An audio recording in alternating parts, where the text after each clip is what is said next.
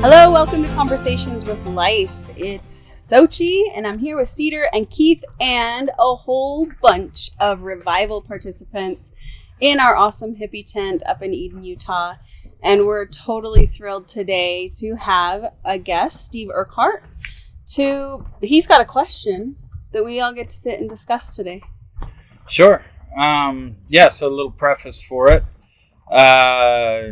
We're up here for Revival, which is a camp out that started out of a church, the Divine Assembly, which is kind of my fever dream that, found psychedelics and called a friend of mine during the middle of a mushroom trip. He's a constitutional law professor at the U. He's a genius. And so I'm like, dude, because we've just been fighting the Mormon church in the legislature on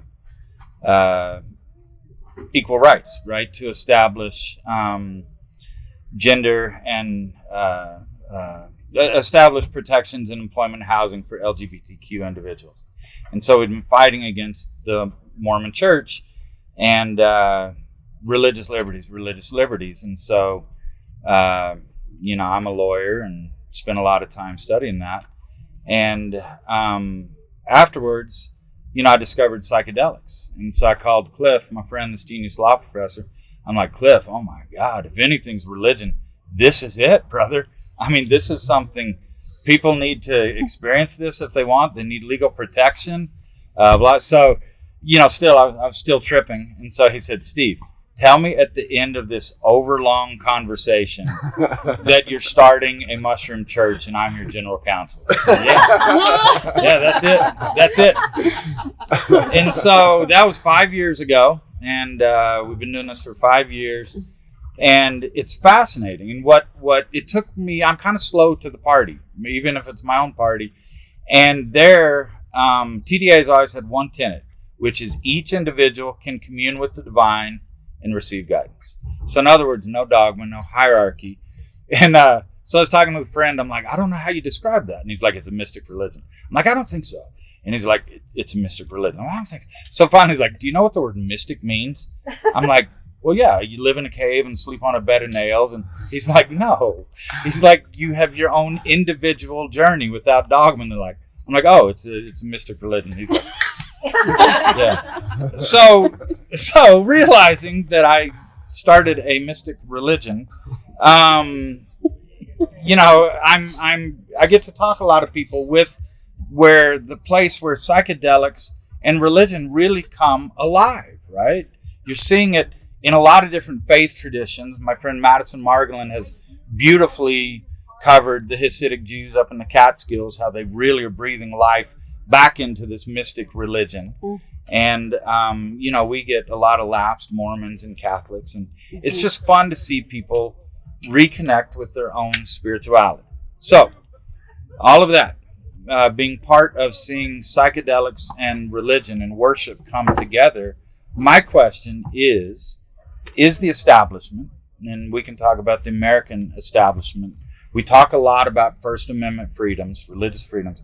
Is it willing to allow mystics to freely worship? So that is my question. It's a damn good question. I hope it is. It's a big setup. It's a big setup. To answer that with a question, why don't they? What is it about mysticism that scares the hell out of people? What is it? I jump straight to control. Right, like I'm that guy. I'm type A. Like I just came in 3 minutes instead of your podcasting thing, and I'm like, let's go. Right, so I immediately go to control. When you say the word mystic, I know, right? We wanted this group. When you say mysticism, I'm like that sounds terrifying because I don't know. The mystery is literally part of what you just said to me. I'm like, there's nothing I can know in there. And so when when I first came to Revival a year ago, I was like, what is this? This is terrifying. I don't know what anyone is doing. I signed a weird thing about naked people when I walked in. I don't know what's going on, right? I'm like, I'm scared. I don't know what's going on. I'm the normie here, right? So maybe there's a lot of fear. There's a lot of stuff we don't control, and when you're in a mystic religion, from what I've studied and learned being with you guys, is control goes out the window. Like, that's the point. You have to surrender. You don't get a choice, really. I don't know. Yeah, and I think it's not just a personal sense of being out of control, but most of our political, medical, educational institutions are built on the idea of we're going to make these humans into something that does a thing that serves us. And if somebody has their own connection, you can't hijack or counterfeit that to get them into your own control. And I think that's what a lot of religions do, is they actually hijack or counterfeit your own innate desire for deep connection, either with your family or with, spirit or whatever.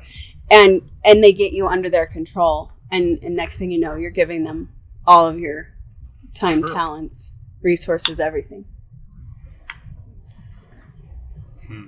I don't know, Steve, what thoughts have you had on that? What do you think?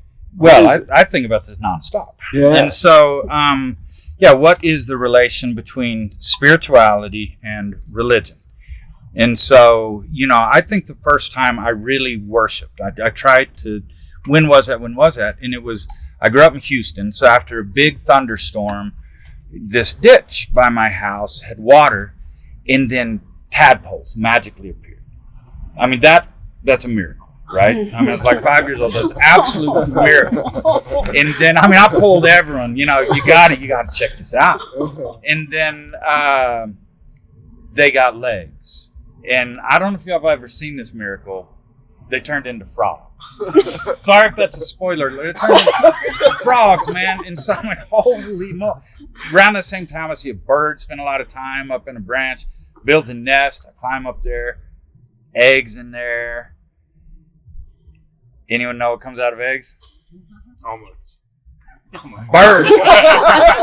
Birds. No robin. It was a robin. No robin omelets. But baby birds, man. And so then they learn to fly. I'm like, holy shit, this is a miracle. And then, boom, boom, boom. Fast forward, the Mormons find us, right? And we had some turmoil, trauma in our family, and I think my mom's like, all right, we need some structure here. Well, there you go. There's structure. And so, religion, I think at best, it's intended to be a way to organize our spirituality, right? A lot of musical instruments here in this tent. If you're just banging on them, you're probably not making music. Sorry to the hand pan drummer there. You're making beautiful music, just banging on it. But right, you need notes.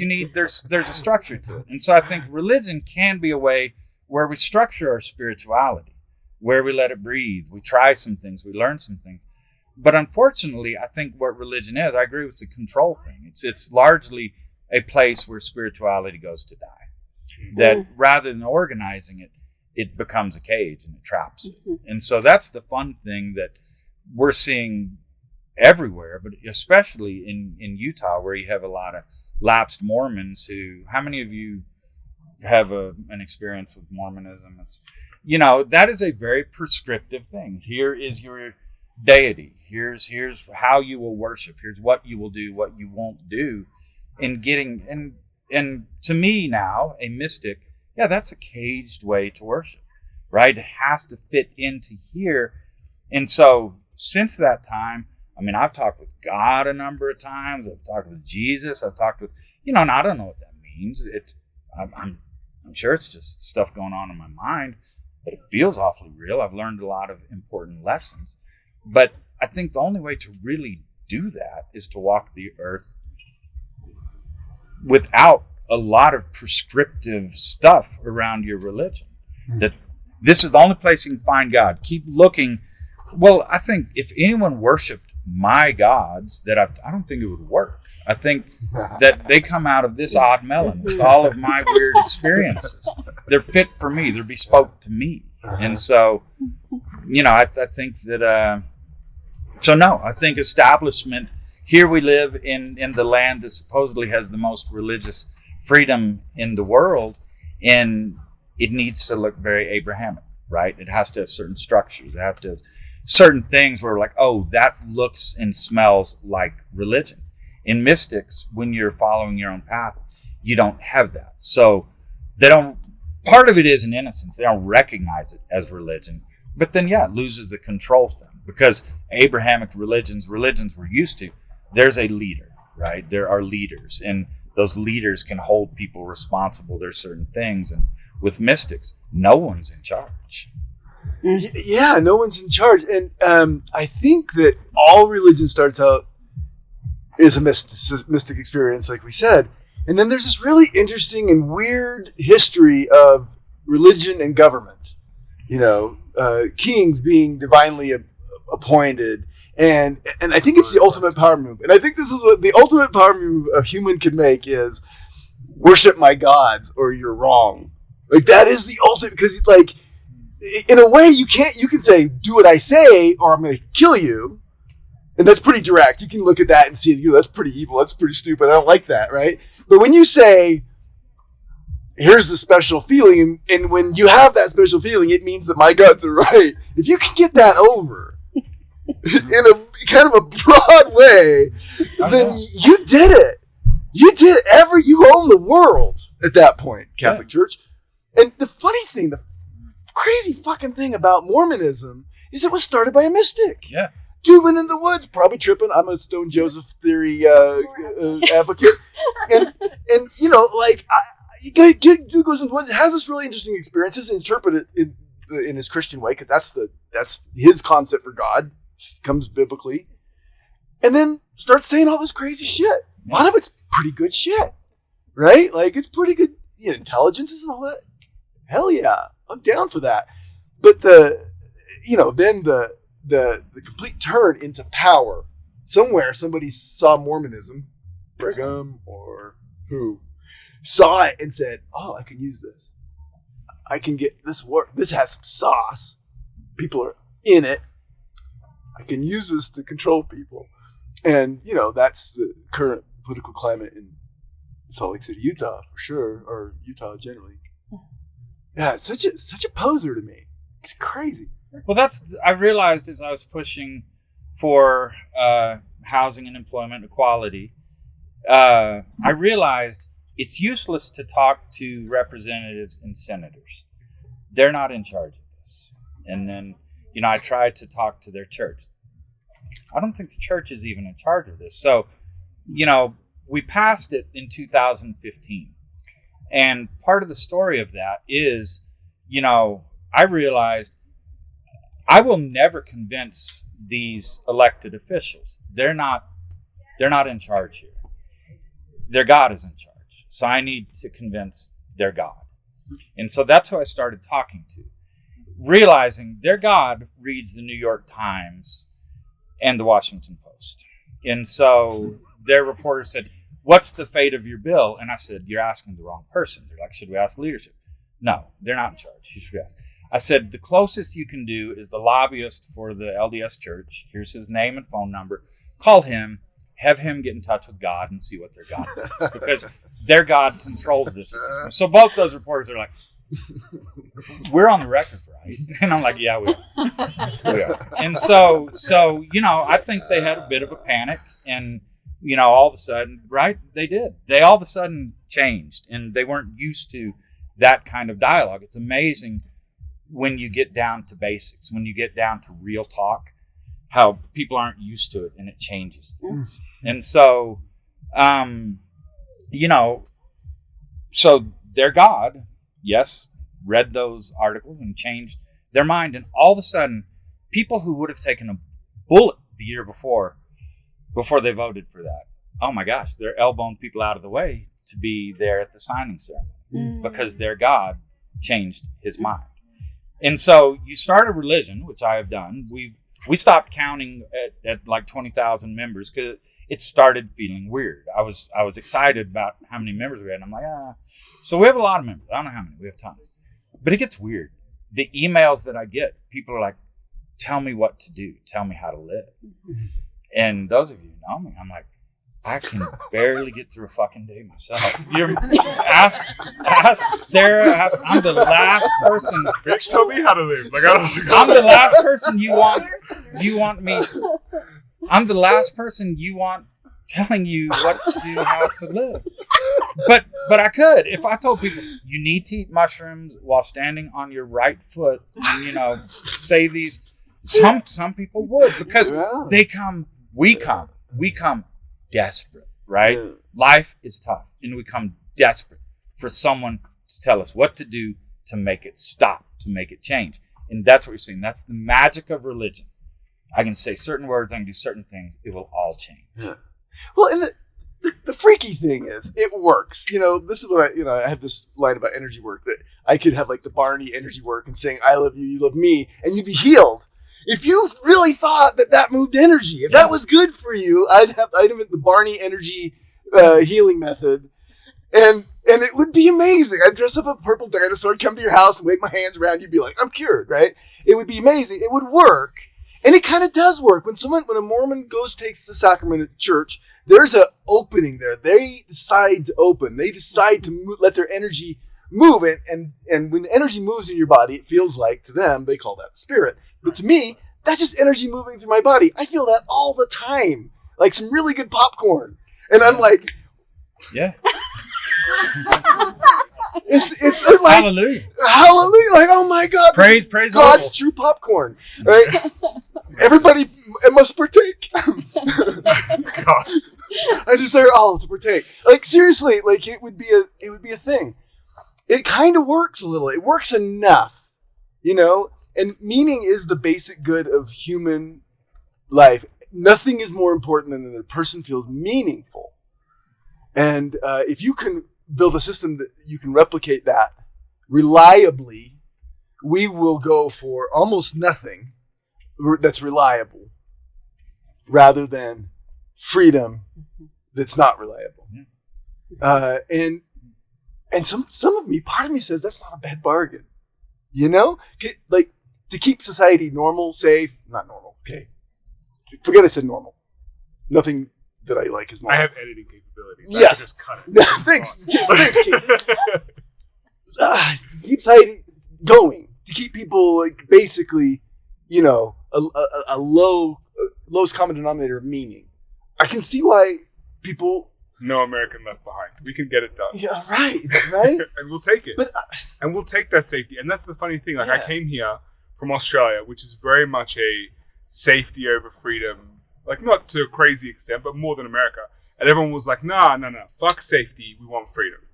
But I keep seeing people shepherd themselves into these churches and be like, bitch, where's your freedom now? Like, you're here for 2 hours on a Sunday. You're dressed in those clothes and you can't go to, like, Subway and get yourself a sandwich. I'm like, you're sacrificing plenty of your freedom, right? And I think that's the difference, too, with mysticism. It's not safe, but it is free. Yeah. And so, like, I laugh at the idea that people here, like, it was Puritans freeing religious persecution that started this whole thing, right?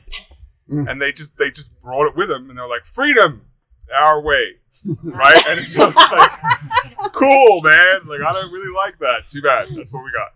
We got that and smallpox blankets, and that's all you have, right? Like, so really, I mean, we're still making the same bargain. We're still choosing the wrong choice all the time. And it's, I don't know, maybe it's instinctual, but.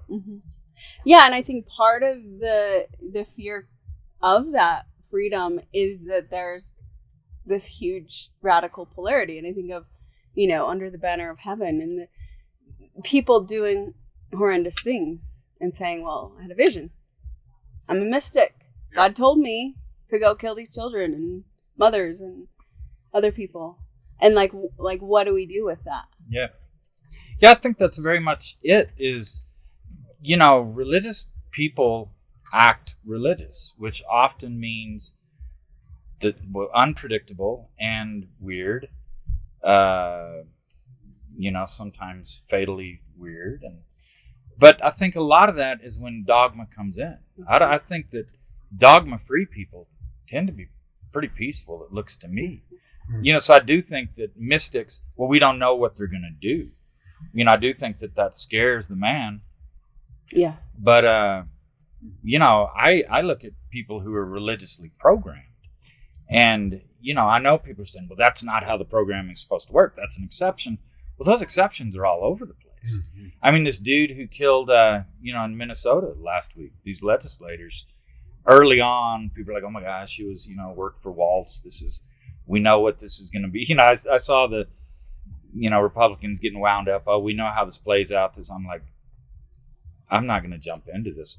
But yeah, I do think I know how this plays out. And that's exactly how it played out, right? I don't politicize this whole thing, but the dude seemed to be pretty wound up by some dogma, some doctrine in his mind that this is what humans should do, according to him, according to the people he goes to church with, people he agrees with. And if they don't, then we need to put a stop for that for the good of mankind. And so, part of what I love about TDA is when we get together, because it is a dogma doctrine free space, people they feel free to talk about spirituality and these beautiful experiences they're having, but it's not just loaded with all that weight of, no, that's the wrong God wouldn't tell you that.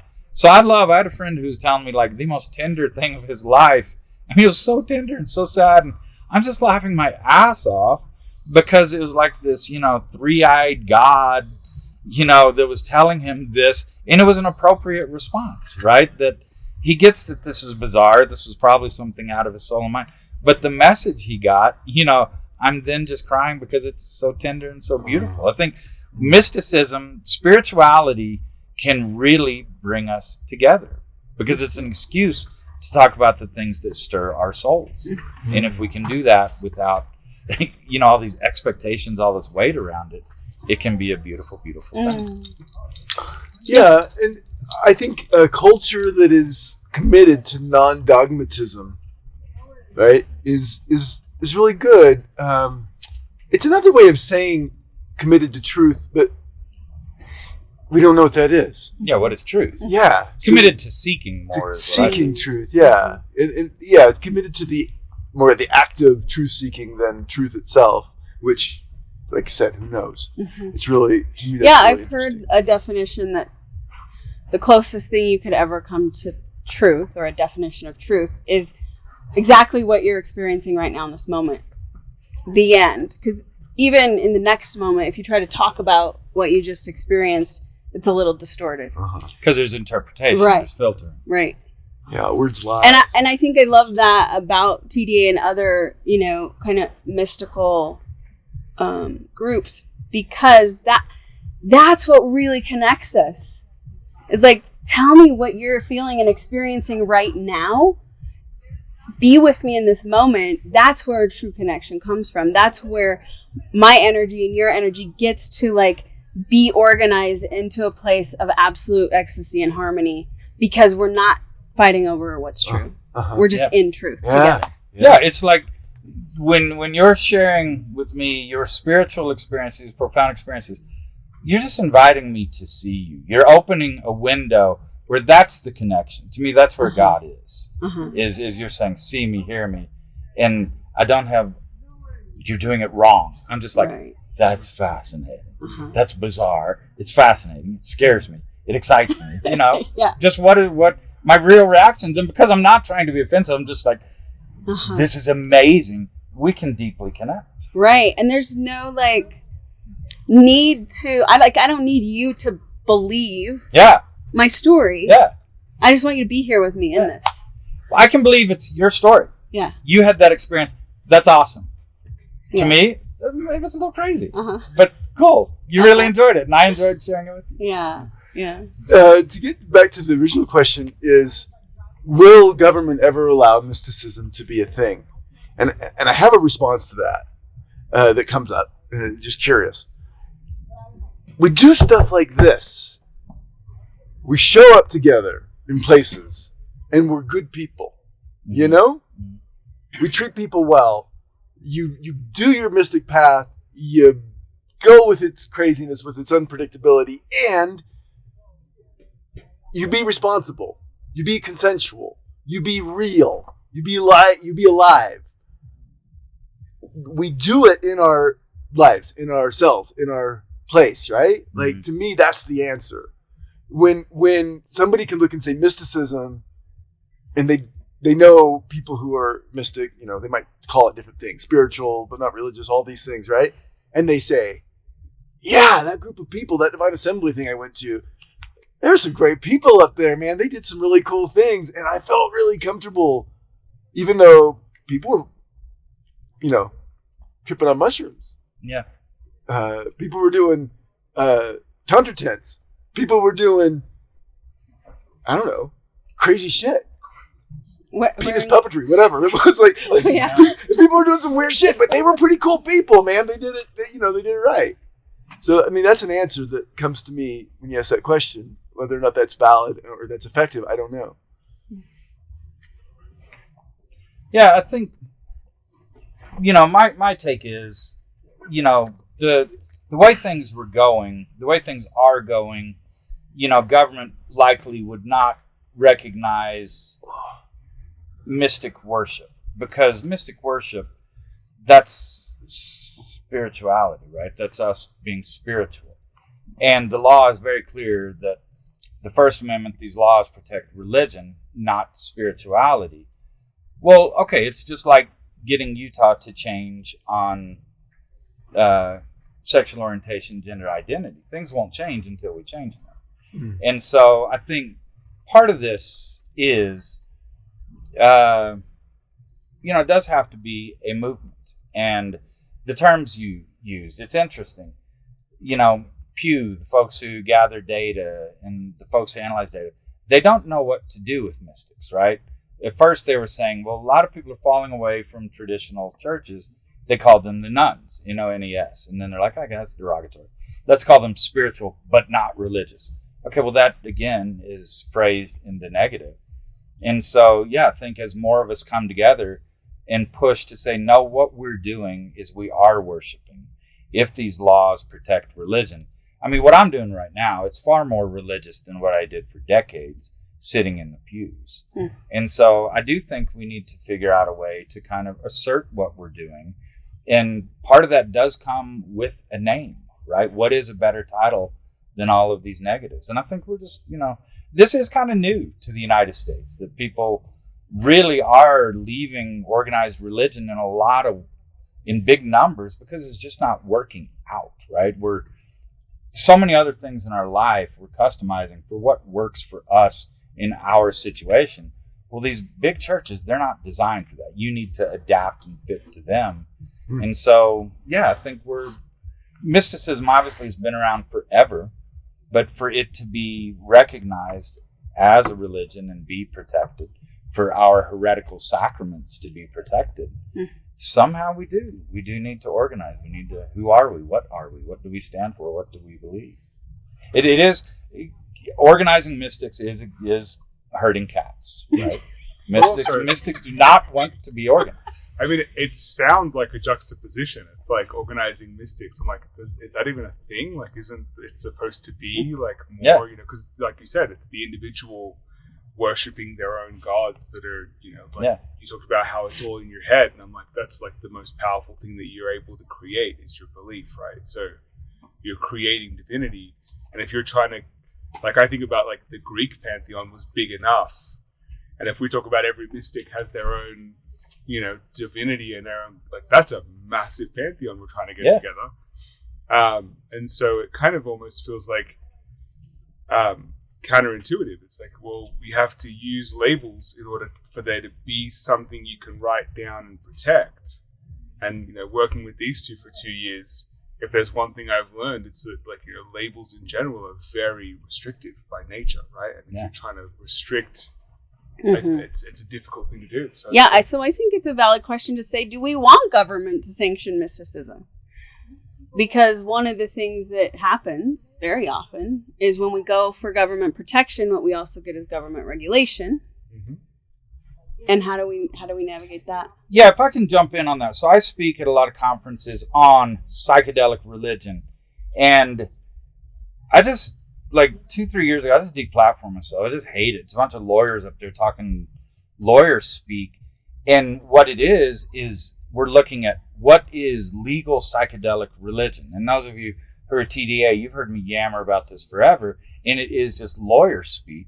And what it means, it's there's case law protecting psychedelic religion. And if you have these Abrahamic structures that they recognize, the accoutrement of religion, then blah, blah, blah, bullshit. You can be a religion. And that's what we get together and talk about.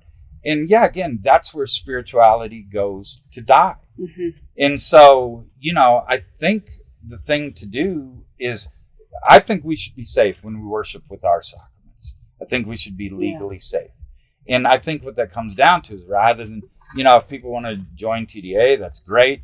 We have the one tenet, and, you establish, there's Matt is teaching about creeds. You create your own religion.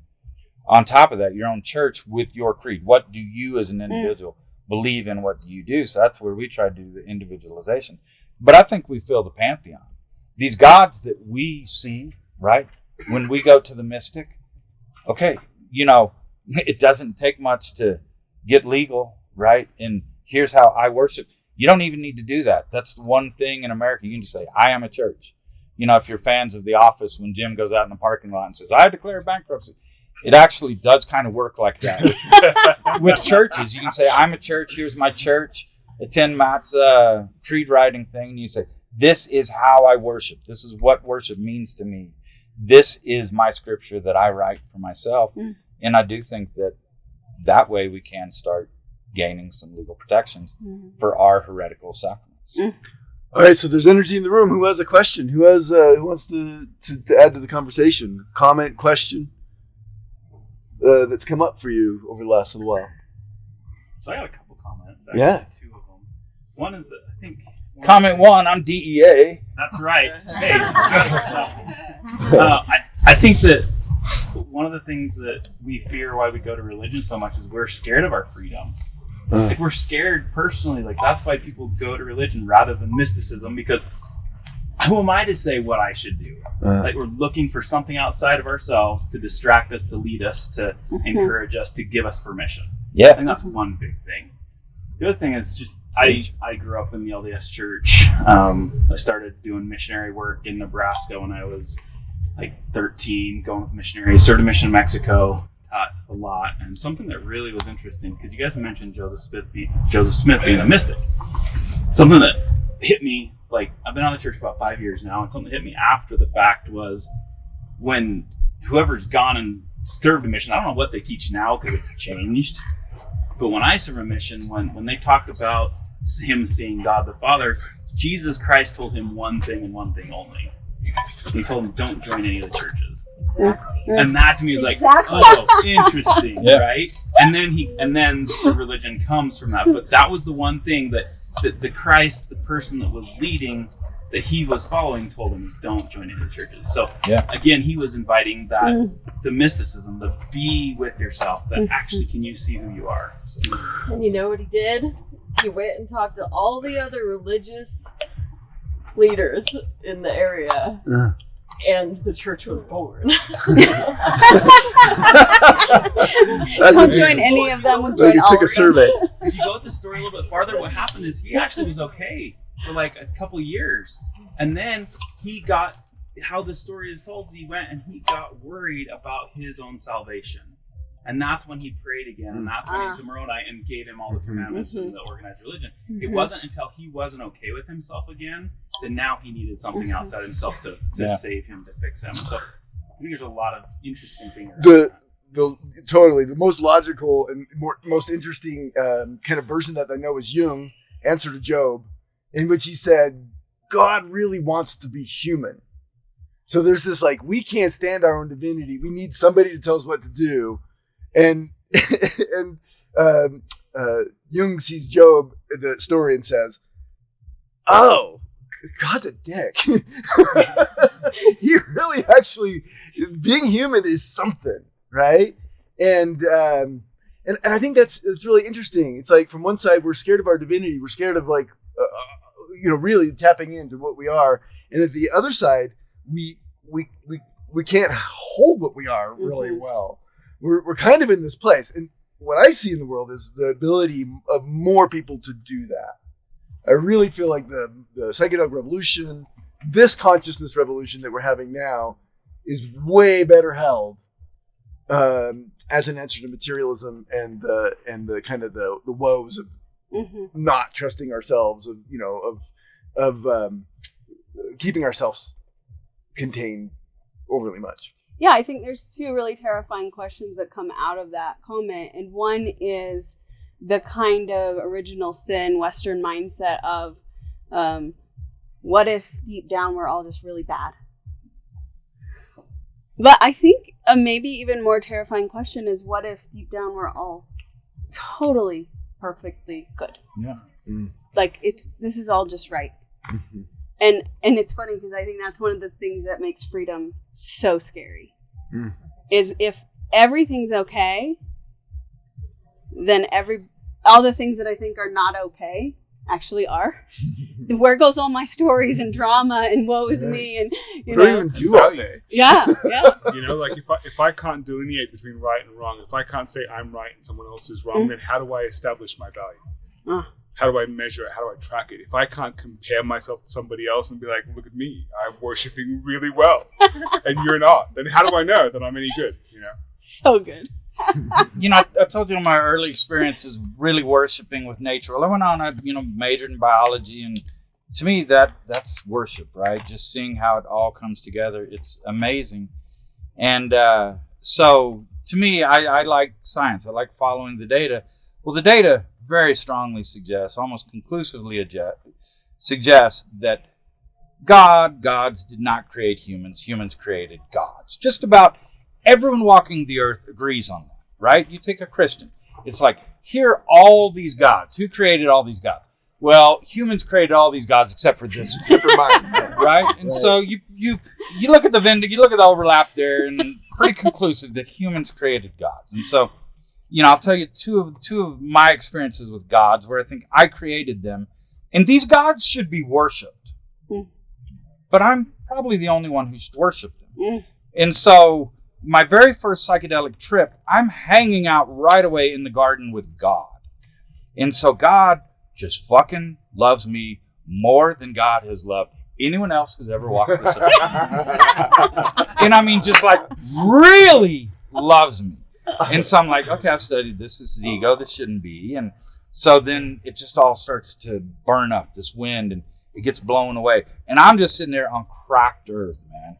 I'm like, shit, I did this. I was hanging out with God. We were chilling. Everything was good. God really loved me. Now I'm just on cracked earth.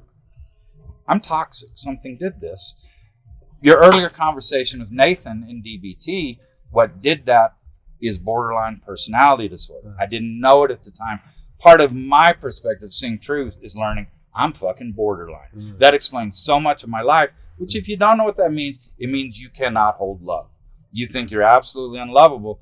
And so I'm thinking through this, I'm going back through it, and I was in the garden with Sarah, my wife, who, I don't know why, but she loves me more than anyone who's ever walked this earth. And that was my brain trying to say, dude, you're surrounded by love, because that's what it means to be borderline.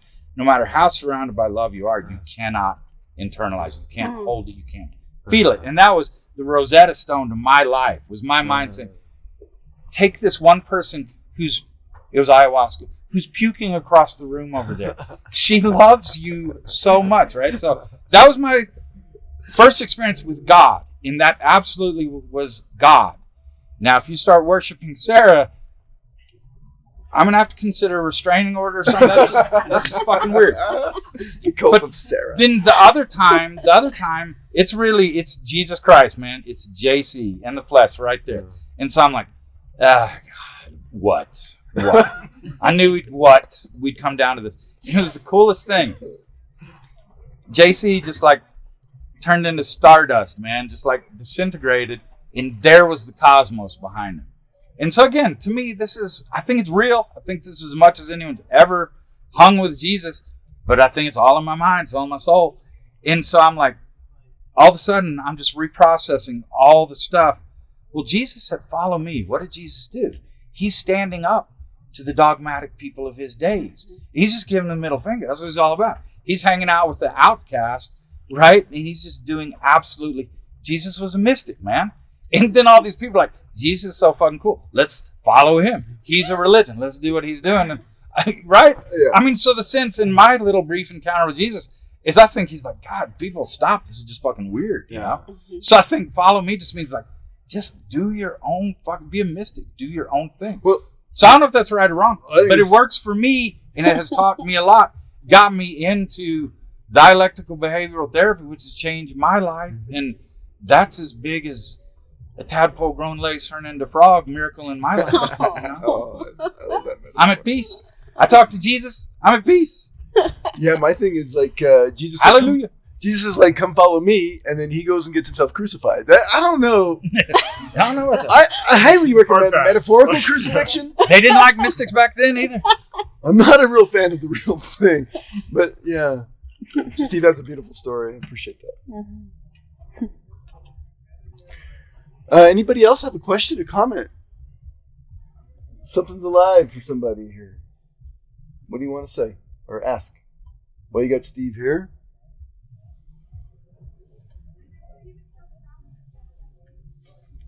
I get to play this one role in the podcast because I don't know shit about anything, right? About this stuff, and I've been listening to We've it for conned 2 Chris years. we've conned Keith that we understand stuff. And they've also caught me into believing that I still don't know anything. But I get to be the layman, right? So I get to ask the questions that listeners might be thinking, and you guys are my listeners here, right? You're right here in this space. And the question that comes up for me is like, what the fuck do I do about this? Like okay, and like, what am I supposed to do now? You know, like, and I always go to that action item. What do I do with this? Follow your own path. Have you heard the theory that Jesus' grandmother Anna taught him the Essene, the teachings of the Essene? And the Essene were all about mysticism. That's what they were all about. Have you heard? No. Are you familiar with that? No. That's a pretty great book. It's called Anna, Grandmother of Jesus, and that's what they talk about. Is he was sent away to study what the Essene were doing, and that the Essene were all about energy and knowing that we're all God. You know, that's the toughest question for me is people, they're like, okay, I want something different. You know, I like the idea of worshiping my own way. What do I do now? Well, I don't know. There's no answer to that, right? I think you figure it out. And so, you know, listen to podcasts, talk to people. You know, there are a lot of great thinkers who've walked this earth. You know, read, have conversations. But I think if again, you know, so many versions of this are someone telling us to stand on our right foot and say certain words. And for me, maybe I just need to get over myself, but it's very problematic to me when people ask me, what do I do? I just shut down. I don't fucking know. Yeah, I think one of the greatest things that I experienced on my spiritual journey is play. Yeah. Like having the permission to believe anything and also not believe anything meant that I could like make a magic potion, say that it works, and play with it and see what happens. Does it work at times? Oh, absolutely. It always works. Just depends on what direction it's working in. Yeah, absolutely. It works because it connects me to nature and something grander than myself, you know? Does it work as far as like every time I use it to, you know, get a wish? No, but neither does anything. Can I put you on the spot? Yeah. Can you talk about a witchy moment when you conjured up something and it healed, it cured, it performed a miracle? Or? Yeah, so I have this black dragon elixir I've been working on for about 5 years. So whenever I have a special experience, I bring it with me. It absorbs the energy. I put pieces of nature in it. Anyway, so I have this elixir that I've been working on, and I had this little nudge that I needed to get a place in Salt Lake a few years ago, which seemed totally impossible to me with my financial situation at the time. And then my friend was like, hey, there's an apartment available in my complex. You should come check it out. And I was like, okay, I'm going to go check it out. And I took my elixir, and she told me which number of apartment was available. And I went and I put that elixir on the door and filled out the application form, thought I hadn't gotten it, and then like a month later they called me and they're like, you can move in tomorrow. And That's beautiful. Cedar and I lived there for a year. And you It was had amazing. and the money showed up. The money for that. showed up. Yeah. Somehow. I somehow Yes. like got, the money I needed that day to like pay what I needed to pay for my deposit. So you performed a miracle. Yeah. Can I ask that to people here? Have any of you performed a miracle? What? Because you have, I'm sure. What miracles have you performed? We got a chatty group today, guys. We're like, it's Thursday. It's hot. okay, it's hot as balls out here. There's a couple times I've totally healed something. One time I healed a twisted ankle, a broken ankle. I literally healed it, you guys. And then another time I got a really bad UTI, and I totally healed it. It's all about you go into it, you talk to it, you believe that you can heal it, and it goes. It's pretty crazy. Pretty crazy. Mm. It works and it doesn't work. Like I say, everything works and nothing works because intention can really, really solve something. It can move something. The collective, I think we're all connected through a collective unconscious, and we can shift things with our intention and will in that space sometimes. And then sometimes it's nothing you can fucking do. And you're hopeless, and that is important. Mm-hmm. That works. That will get you leaning into love. Mm-hmm. It kind of comes down to me. I think you hit it. Where how can we open up into love? How can we open up into our power through love? And then let's talk about that, because it's going to be different for all of us. But some of the things that work for me are going to relate, not exactly, but be corresponding to the things that work to you. So I think that's why conversations with life. This is the important. This is the work. We're talking about this. We're bouncing these things off each other to see what our experiences are, and it's so fucking beautiful when somebody's experience matches up with my own, and it's so fucking beautiful when somebody's experience is totally opposite, and I don't get you, man, because then I got to figure it out, and I'm curious, and it opens up something in me that says, oh, I might not know what is right or good or all the way there. I might not be totally understanding this situation called life, and I think that's the beautiful thing. I think every time I take mushrooms or other things,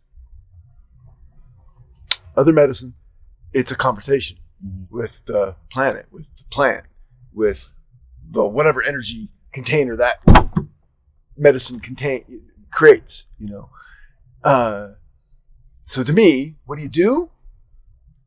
Have the conversation, make it rich, make it interesting. Yeah, following up on that, I want to throw out an invitation, maybe even a challenge to the group. So, again, this, through the efforts of so many people who actually can get water to the end of the ditch. But a lot of this came out of my fever dream. And so let me back up a couple steps on that. When I was like 10 years old, the brain started getting wobbly. And so, I was a crossing guard. And I would always pick the least trafficked route, because I knew I was going to go down. I would just stand there and I would cry the whole time because I felt so scared and so alone. And that has been my entire life. I was most popular in my high school. But of course, if you know me, because I can have one of the best shallow conversations you've ever had in your life, right? Where I really show nothing, give nothing. But it's just been complete isolation. And so I'm like, this has to stop, man. And so by the time I got out of the legislature, my last 3 years in there, and this might explain some of your Utah laws, I was drunk and or stoned every single day that I was up there for the last 3 years. Every part of my life was falling apart, except for that kind of fictional reality. So I got out, found psychedelics. And so it was more substantive than I said, where I'm calling a friend. I'm just like, I'm making connections. I'm feeling connected to people in a way I never have. I want other people to have this. And so that is where TDA comes